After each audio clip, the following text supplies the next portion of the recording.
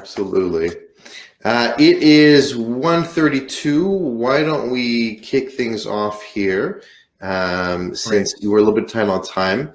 Good afternoon, everybody, and welcome to Westmount Wealth's October webinar. I cannot believe that we are talking about October already, and that in my family, the conversation points are Thanksgiving and Halloween. My 3-year-old is particularly excited about Halloween. Obviously, it's been a very funny year for all of us, and I hope that everybody has been keeping sane and safe.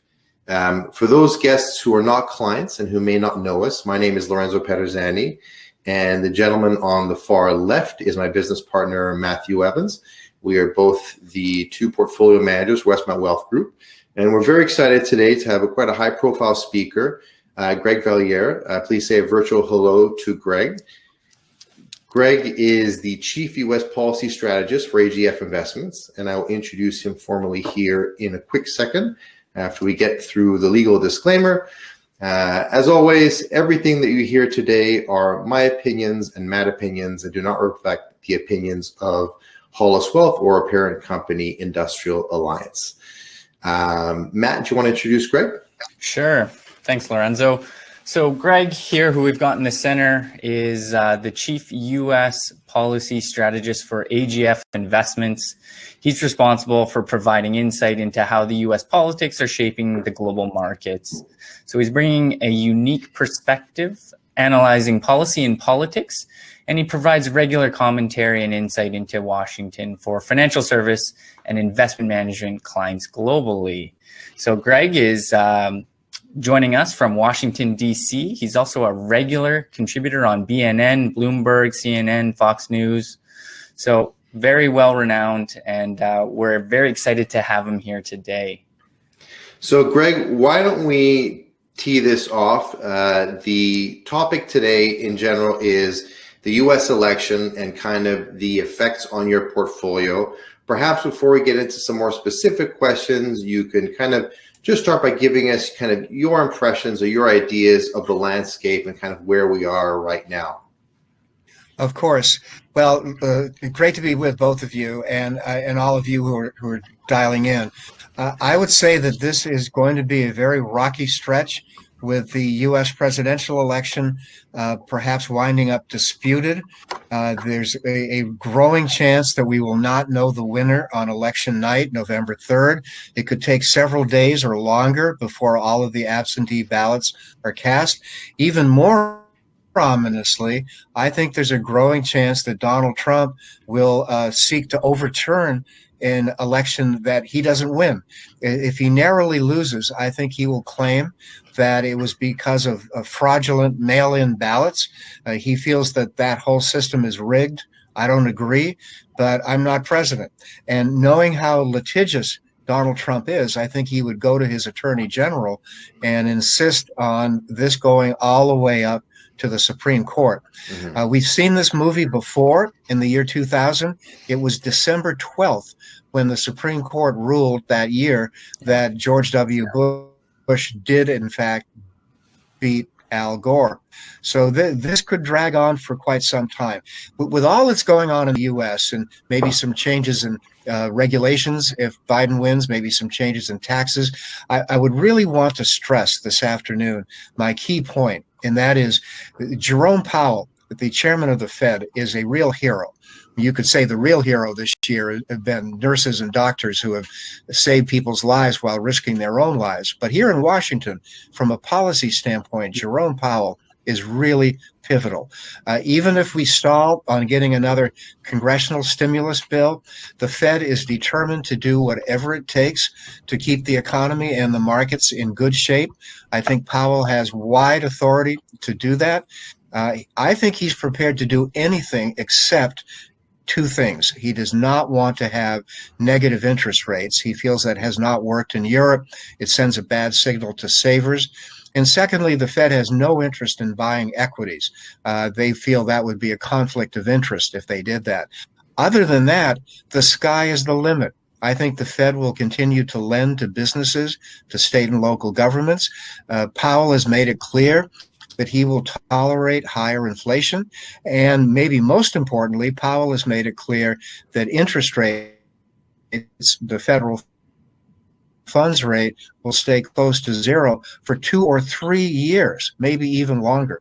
Yeah, he doesn't worry about inflation. I don't either. I worry a little bit about bubbles. I think he probably does as well. Could we have asset bubbles? But he's a big player, and I think a very positive factor for the markets, despite all of the political uncertainty that we're now going to see over the next few months. So that's a quick overview. There are so many questions that we could get into, including the U.S. debt, the outlook for sectors like energy, the outlook for taxes in the U.S., especially the outlook for trade and relations with China. But why don't I stop there, and let's see how many questions we can get in. Well, let's go back to one of the points you made, or actually let's take a step back. How historically has an election year affected the markets, and do you think this year will be a little different, knowing the news flows that's coming in right now? Well, good question. I'd say that historically, the markets prefer to see divided government. And if a plausible scenario takes hold, and it may be taking hold right now, that Biden will win, I think Biden is the favorite. I do think Biden will win. You can't, rule out Trump. You underestimate Trump at your own peril. But I do think that if Biden wins, he'll probably take the Senate with him. The Democrats will capture the Senate, which is now controlled by the Republicans. So you could have the trifecta or the blue wave, the Democrats controlling everything, White House, House, and Senate. And frankly, I don't think that's a good story. I think that's a story the markets have to worry about because markets traditionally, as going back to your question, markets traditionally prefer divided government, one party controlling each house. And I think now, if one party controls everything, you're going to have two things the markets worry about. Number one, the likelihood of higher taxes coming in 2021. And number two, the likelihood that several sectors, fossil fuels, defense, financial services, several sectors might be negatively affected because regulations will get tough on them again after Donald Trump eased up on regulations. Yeah, that was going to be actually my follow-up question there. We've seen kind of regulation go the opposite way. And I guess you're alluding to the fact that if Biden does get in, we will see, a reversal of the restrictions that have been loosened under Trump. And he can do that through executive orders. He does not have to seek legislation. He has the authority to change all the regulatory policy that Trump brought. And again, I think that it would be a negative for the markets. Okay. If I understand correctly, an executive order is easier to overturn than legislation. Is that correct? Is that the reason? So near the end, Obama was relying a lot on executive orders because he was unable to pass anything, and Trump has done a very similar thing, but those are easier to overturn in the future, hence some of the rollbacks on the easing of, fossil fuel emissions and whatnot. Absolutely right. He can do it quite easily. Okay. 40% in the U.S. roughly seem to vote blue, 40% seem to vote red, long party lines. What do you think right now is going to impact the 20% the most in the next 33 days? What is going to change their opinion? I'd say a couple of things. Number one, the key demographic group by far, you could say, is it people of color? Maybe. Is it young people? Maybe. The key group of all is female voters. That's where the election will be won or lost. Believe it or not, Biden has, in the polls that I've seen recently, Biden has more support among females than Hillary Clinton had. And I think the reason is the Supreme Court. And Biden made it clear in the debate the other night, this train wreck of a debate the other night, that the Supreme Court could jeopardize Obamacare. A lot of women care very strongly about that issue, and it could affect people who have pre-existing conditions. And number two, the new Supreme Court with this new justice could jeopardize a woman's right to choose, and abortion could become a very, very big issue in the last 2 or 3 weeks of this campaign. So that 20%, I think the most important factor is women who maybe haven't made up their minds. Okay. Okay, that's good to know. So again, if we go under the assumption that Biden gets through, what are your thoughts on the trade tensions between U.S. and China, and will he have a different approach to that? It's a very big deal. And let me just tell you, I think in Washington right now, there's an antipathy toward China, antagonism toward China, because, and it's in both parties. It's not just a Donald Trump crusade. Many Democrats, Elizabeth Warren, Bernie Sanders, Chuck Schumer, all feel that China has not acted responsibly in the last year. There's widespread animosity that China was not fully transparent with the virus. China, of course, has hacked into a lot of U.S. companies, especially companies that are working on vaccines. China, as you know, does not treat its dissidents very well, whether it's Muslims in the western part of China or people in Hong Kong. So in this city, in Washington, I think the antipathy toward China will persist at least for a while longer. If Biden wins, maybe eventually he would become more pragmatic. Maybe he'd even think about rejoining the Trans-Pacific Partnership. But he knows there are a lot of Democrats who are uneasy about a rapprochement with China anytime soon. If Trump wins re-election, I think he would continue to use tariffs as a club. He's used them as a club against Canada, against Western Europe, of course, against China. So I do think that the Chinese would probably prefer to see Biden win. And if he does win, I would not be willing to predict we see an immediate thaw. I think it could take a while before we get out of this deep freeze. Okay. Yeah, I was just going to say, traditionally using an outside enemy when things aren't great domestically is the oldest trick in the book, for any political ruler. And obviously, Trump, I think, has played that quite successfully to his advantage, at least to his base, for, the better part of the last, 3-4 years. Is this, a sea change in U.S. psyche towards China that you think is going to last a longer time? Or if, Biden comes into power and things, at least politically, de-escalate a little bit, do you think that this is, going to go away quicker? Or do you think that there's been a material impact, I guess, to American psyche on their view on China? Well, a lot of it's up to China. I mean, does China have designs on the South China Sea? Mm-hmm. Does China have designs on Taiwan? Is China still going to engage in industrial espionage against the U.S.? So a lot of it depends on China's behavior. But I would say that Biden would probably be more of a pragmatist. I would say this, gentlemen.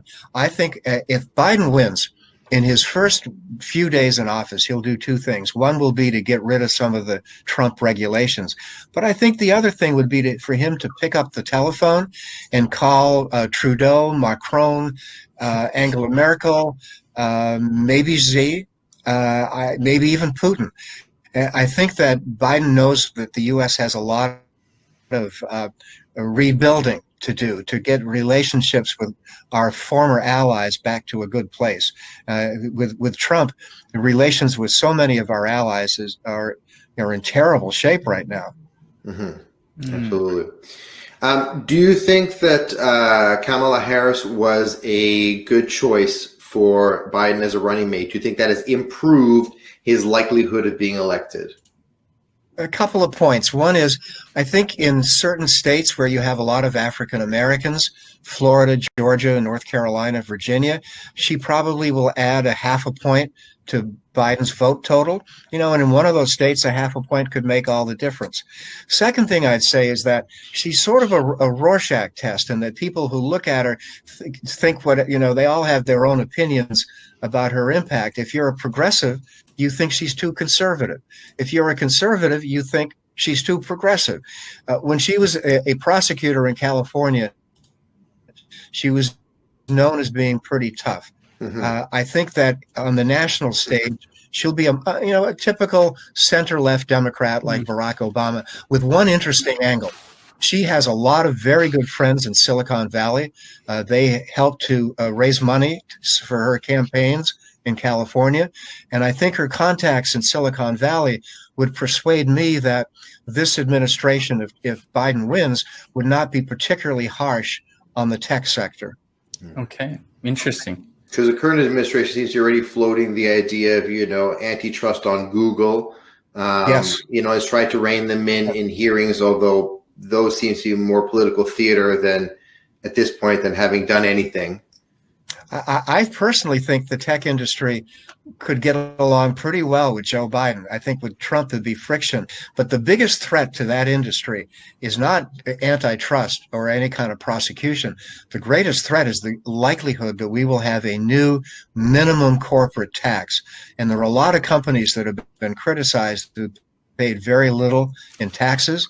The example that the Democrats on the left always cite is that 2 years ago, Amazon made $11 billion and paid no taxes. They got a refund. So I would think that early on in 2021, Biden would go after a minimum corporate tax.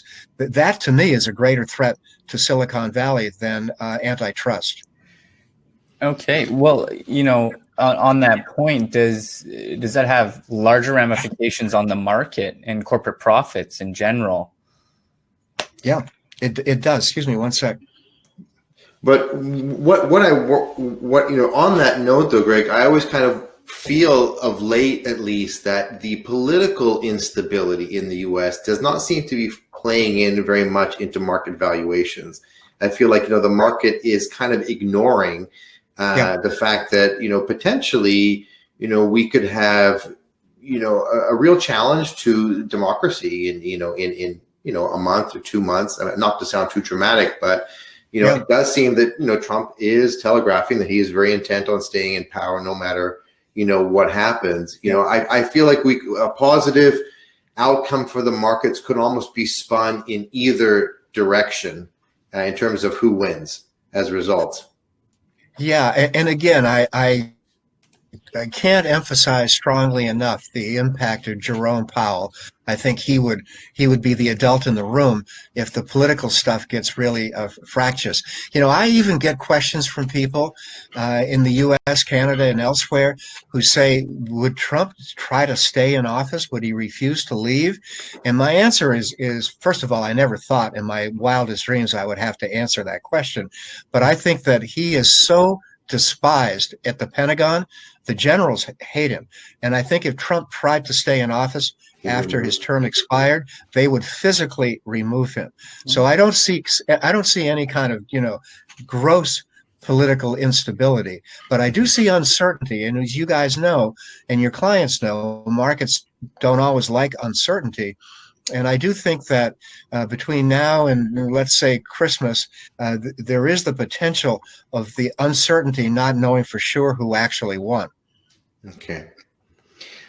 If you don't mind me getting personal, how have you positioned your portfolio personally right now, given the current state of the markets, in terms of, are there any sectors that you're favoring, kind of overall equity fixed income allocation, perhaps, and any themes that have been that you've put into your portfolio to help protect yourself? Most all of my assets are in a blind account because I'm on television all the time, and if I went on CNN and said, "Boy, the drug stocks look good," somebody will say, "Aha, he owns Eli Lilly, he owns drug stocks." So most all of my assets are in a generic, plain vanilla fund because I'm on TV so much. I see. Okay, that's fair. I should have known that. Just a note to clients here. I haven't really seen too many questions except one from Pauline and Ian. Please feel free to start filling in some questions here, and we'll start working these questions into our discussion. Why don't we start off with Ian and Pauline's question here? They ask, one negative they've heard is that Biden has obligations to many people. Do you feel this is true? And is this the same for, Donald Trump? there's so much that still has to come out in the next 5 weeks. On the Trump side, the New York Times had a long piece on Trump's taxes. We all knew Fascinating. but we all knew he didn't pay taxes. We all knew he had crazy write-offs. We all knew that many of his companies were hemorrhaging money. But the one thing that really was shocking is that apparently Trump owes somebody 300 million. 400 million. 400. Okay. 400. So, and the question is, who does he owe this to? Is it Russians? And the New York Times is promising more articles. So, and by the way, a quick digression. I mean, the New York Times is blatantly trying to influence the outcome of the election. That's pretty unprecedented. But nobody knows who Trump owes this money to, and I think that is going to be a story. And likewise, there is lots of speculation about Joe Biden and his son Hunter and Ukraine, and maybe China as well. Did they make money off of their last name? That also is up in the air. And I tell you, I could give you another dozen stories between now and Election Day that could erupt. More books to come out. You have to even think the health of the candidates. Biden will turn 78 right after the election. Trump is 74 and does not appear to as someone who goes to the gym very frequently. So there's health issues. There's the possibility of geopolitical events. So there's a lot still to play out over the next 5 weeks. I think the biggest wild card, frankly, is whether Trump announces in late October that we have a safe, effective, and readily available vaccine. I think we could have one by the end of the winter. I'm not sure we could get one by the end of October, but that could be a wild card as well. The CEO of Pfizer seems to be certainly, making comments in that direction in the last weeks, perhaps trying to curry favor to Mr. Trump in light of his repeated comments about lowering drug prices, even though it doesn't perhaps seem that there's any policy behind those comments. That's right. Yep. One of the questions we had from viewers here is, about the new stimulus package. I believe that they're working right now on another stimulus package. Pelosi and Mnuchin, that's right. Can you give us a bit of an update of your thoughts on that right now and how that might affect the markets? I haven't talked to anyone in 3 or 4 hours, but as of noon on the East Coast, it looked like they were getting closer to a deal. And I think that Pelosi and Mnuchin could agree. They're missing one person, and that's Mitch McConnell. I mean, Pelosi would like it to have her members go home to campaign with a deal. Mnuchin is under orders from Donald Trump, who desperately wants a deal. You get a deal, it helps the markets, it helps the economy, and it helps Trump win re-election maybe. Right. But Mitch McConnell and most of the Republicans are becoming very uneasy at the size of our deficits. We're in the year that ended last night, the deficit will probably come in at $3 trillion. In the new year that started today, the deficit may come in at $2 trillion. Our total debt could exceed $30 trillion in the next few years. So I think that McConnell and the Republicans will say, no, it's way too much money. So my long answer, but my guess is we have to get another stimulus bill. There are people who still worry about unemployment, about eviction, about bankruptcy, and I think there will be another bill, but I think it may come later rather than sooner. And later is in post-election or pre-election? Yes. Post-election. Yes. Okay. Post-election, sooner I have my doubts that they can cut a deal, but I think post-election, especially if Biden wins, I think you'll see another big stimulus package early next year. And frankly, I think the economy needs it. And that would be largely seen as a positive kind of effect on the market, because we've seen as negotiations have gone on, the market kind of gyrate along with those. Absolutely. In fact, we've seen this week the markets go up and down based on the latest story on the stimulus package. So I do think we're going to get one. I think we need it. But again, if we don't get one promptly, Jerome Powell will do whatever is necessary. Okay. Daryl asked a question. I think we kind of part answered it, but I wanted to kind of get back to it. And he said, what would be the economic impact of a successful vaccine? And I guess what I'm curious about there is, has the idea of a vaccine in coming in the near term already been priced into the markets? I mean, you know, as I look at the state of the markets right now, and I'm surprised that, you know, we are so strongly in the black for the year, in a year where we're still largely in a pandemic and there's still so much uncertainty of how long this could go on. Do you think at this point the markets have priced in the idea of a vaccine coming shortly, or do you think that the announcement of a vaccine in the next little while would be very stimulating to the markets?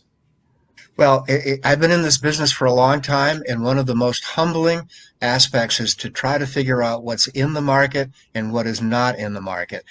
That said, I think that most of the investors I talk to feel that we will have a readily available, safe, and effective vaccine by the end of the winter or early spring. I think the idea that we could have it before the election is extremely unlikely. But yeah, I do think the premise of a vaccine by spring, late winter, is in the markets. I think quite likely. What I think the markets still can't quite figure out is, will the economy continue to do pretty well? We're going to get a great number for the third quarter, making up for the second quarter. Or will the economy, as we go into next year, begin to level off, with unemployment still staying stubbornly high, 6%, with certain industries not coming back like you would hope? That's a great unknown, whether the economy will really roar ahead. I'm not a believer in Donald Trump's, rocket ship straight up. So I'm not sure the markets can figure out what the first, second, and third quarters will look like next year. Okay.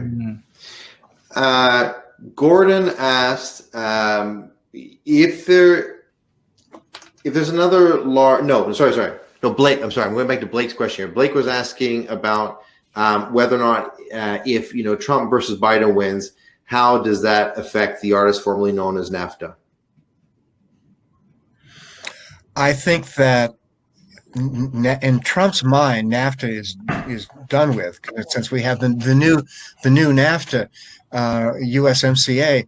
I think both Trump and Biden will want to keep good relations with Canada. I think Biden would be far less inclined to rely on tariffs. Trump, as we all know, says frequently, "I'm a tariff guy." Trump views a tariff as a way to get his way on issues that are not necessarily related to trade. So I think that Biden in Canada would get along better than Trump in Canada. Okay. Next set of questions, somewhat related. Is there a limit to how much governments can spend? And how do you recognize at some point that the market's not going to react to further stimulus packages? It's a great question, and it's a question I get in almost every presentation I do. I think an awful lot of investors, like the people on your call, feel that there's something not logical here. You just can't keep running deficits of this enormity. And I think that's correct. But I do think in the short term, this year, next year, maybe the year after, debt servicing costs can be accommodated because interest rates will be close to zero. I mean, thank you, Jerome Powell. But you can't have interest rates probably close to zero for the rest of the decade. So at some point, we may have to tighten our belts. And that would involve three things. Number one, a significant drop in spending, probably including defense as well. Number two is significant tax increases, but nobody I talk to in Washington wants to raise taxes. Trump, if he wins, will try to make permanent his tax cuts, many of which expire at the end of the decade. And Biden, he'd like to raise taxes, but not to reduce the deficit. He wants to spend money on new stuff. So that's the second option, taxes, and I don't see that. The final option to deal with the deficit would be to look at our so-called entitlement programs, Social Security and Medicare. But I must tell you, any politician who even hints that he might want to do that gets a tremendous pushback. People do not want to see their Social Security and Medicare cut. So this is a tough issue. How do you deal with the enormity of our deficit by later in the decade? I mean, if we're lucky, rates will stay really low and we can accommodate it, or maybe economic growth will help, but I don't think we can grow our way out of this. We're going to have to take some overt action, and that's a tough issue. That's one that I worry about a lot as we get closer to the end of the decade, but I do not worry about the deficit for the next 2 or 3 years. Okay. I think that is all of the questions, and being very mindful of your time, Greg, I just wanted to say on behalf of all of our clients and all of our guests, and obviously Matt and I, thank you so much for your time and your insights here today. To our clients, feel free to ask us any other questions by email, and happy to respond in the next few days. Thank you all for your time, and we'll see you next month. Thank you, Greg. Thank you. Good health to everybody. So long. Thank you so much. Cheers. Thank you. Yeah, cheers.